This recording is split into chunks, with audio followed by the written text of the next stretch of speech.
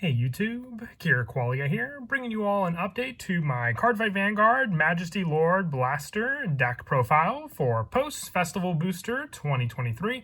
We got the reprint of the Knight of Inheritance, Emmeline, in the latest Cardfight Vanguard special booster set. I also hadn't updated the deck since a couple other promos and new cards have been released, so I figured, an update was definitely due for the deck. I've already done one recently for Phantom Blaster Overlord and Dragonic Overlord, so I figured from the trio, Majesty Lord Blaster also needed an update. It's a really fun deck. I wouldn't put it on the competitive level of the other two decks, but if you're a fan of the original Majesty Lord Blaster, this deck definitely does play very similar to that deck. So let's go ahead and get started with the deck profile. So we'll go ahead and start off with the Ride deck, with our starter being Wingull Brave, the standard when wrote upon. If you went second, draw a card. Our grade 1 is Little Sage Marin. When wrote upon by grade 2 with Blaster and its card name, look at the top 7 cards of your deck. Choose up to one grade 2 with Blaster and its card name from among them, reveal it, and put it into your hand. If you didn't, shuffle your deck. If you did not reveal a card, choose a Wingull Brave from your soul, and you may call it to rearguard. So you have the call to rearguard option, which comes in handy because I am testing out Blaster Dark for the Ride chain in this deck, mostly because you do have the play of when it's placed on Vanguard or rearguard to counterblast 1, retire one of your other rearguards, choose one of your opponent's rearguards and retire it, and this unit gets drive +1 until end of turn. So with this card, you can necessarily, not reveal the search off of your Marin, letting you call out Wingull Brave, and then be able to retire the Wingull Brave with your Blaster Dark to get the additional drive check. Or if you want the search, you can then add the proper card to your hand. If you need, let's say, the Blaster Blade, you have this option available to you, though, at least, to retire an opponent's rearguard and then get the drive +1 on top of it for a more early pressure game. If you don't want to run Blaster Dark, you can always just swap it for the other copy of Blaster Blade we're running in the deck, with our final copy of the Ride deck card being Majesty Lord Blaster, the standard go-to in the Ride deck. Along with the copy we're running in the Ride deck, we're also running 3 additional copies in the main deck as well.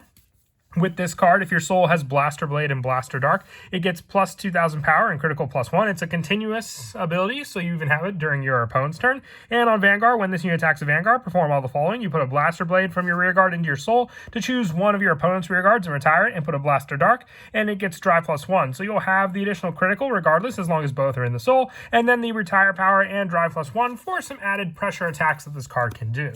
Now, you do have a lot of counterblasting in the deck in the form of Blaster Dark and also Blaster Blade. So I'm also running 3 copies of Knight of War Damage Flasado. This unit cannot be chosen by your opponent's card effects, and when an attack hits, you can countercharge 1 and soul charge 1. So potentially you could also get the needed Blaster into your soul off of the soul charge 1, off of Flasado, and it's also another pressured rearguard attack that your opponent may not want to hit. Otherwise, they'll maybe guard the Majesty and let this attack through, or vice versa, depending on where they stand in damage. It definitely does come in handy, and it also was recently reprinted in the Festival Booster as well. For the grade 2 units, I'm running 4 copies of Blaster Blade. Now, it's at 4 because I took the 1 copy out of the Ride deck for Blaster Dark. If you wanted to swap them, you can just take out Blaster Dark for that 1 spot and put it in for the other copy. When it's placed on rearguard, counterblast 1, choose one of your opponent's grade 2 or greater rearguards and retire it. So you have that retire power. It could have chose any rearguard if it was on the Vanguard circle, but that's all it had was the retire. And then if you didn't retire, draw a card option. You at least always have the drive plus option with the rearguard to retire if you have the Wingull Brave, or if you didn't even want to call out the Wingull Brave when you go into Blaster Dark, just have another rearguard on the field. Just call out another grade 1 or less from your hand to the field to be able to retire on the following turn. And also 3 additional copies of Blaster Dark for the main deck as well. When this unit is placed, you have the retire ability, just like the Vanguard Circle. You just don't get the drive +1 on rearguard, but you also have the rearguard during your turn. If your rearguard was retired this turn, it gets plus 5,000. So you do have to retire one of your rearguards for Blaster Dark, which you could have a pretty good field presence of to do. You just have the additional counterblast power, which is another reason, like I said, why Flasado comes in handy in this deck. For our other grade 2s, I want to run 4 Emmeline. I sadly can only pull 1 from my Festival Booster boxes. It's still incredibly short print, so the price hasn't really been affected much.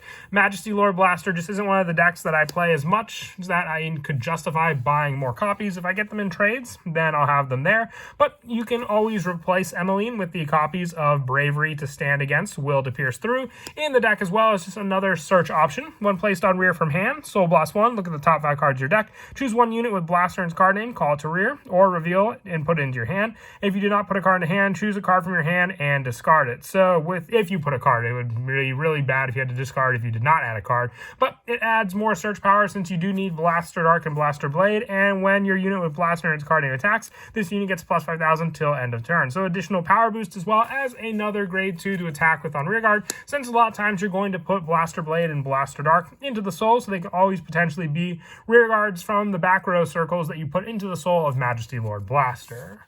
Moving on now to the grade 1s. I'm running 4 copies of Knight of Old Fate, Cordelia. Now this is the one grade 1 that I should have probably updated a while ago with the deck, since we did get this support around the same time as the other promos for Dragonic Overlord and Phantom Blaster Overlord. From the back row center rearguard, if your Vanguard is Majesty Lord Blaster, this unit gets all of the following. On rearguard, at the end of the battle, this unit boosted. Counterblast 1, choose up to 1 Blaster Blade and Blaster Dark, each from your soul, and call them to rearguards in the same column. So you have the multiple attack rearguard options in this deck to then also be able to use your power for a multiple attack thanks to the Blaster Blade and Blaster Dark after it boosted. And on rearguard, if your opponent's Vanguard is grade 3 or greater, all of your grade 2 rearguards get boost. So if you have your Blaster Blade and your Blaster Dark set up on the rearguard circles, you then have the additional power to boost those units with the added grade 2 thanks to this card. If you were going to go for that play, you also have the potential to use another rearguard for the retire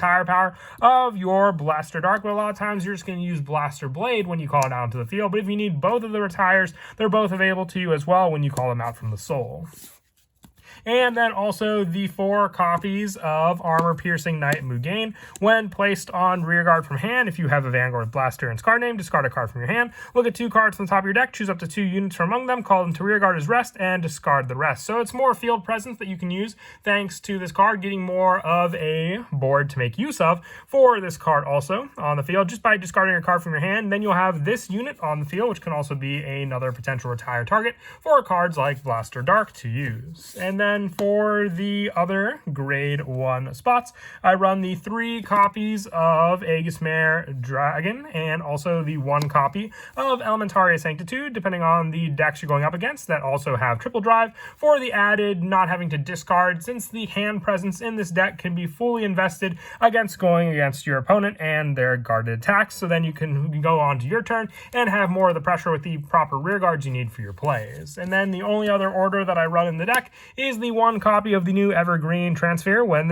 you play it with a Soul Blast 1, it's a regardless piece, so you can only have 1 in the deck to begin with. Choose one of your units, it gets plus 25,000 to end of battle, and choose one of your Vanguards, and it gets all of your opponent's 100 million or greater units get critical -1. So it's another way to combat against the overtrigger that your opponent may try to use against you. With the trigger lineup being the 7 critical. If you have the ability criticals, you can always put them in for the spot of White Fang Witch Disma, and then the next lineup being the 4 draws with the Protection Magic Perobi for the additional 5k shield power.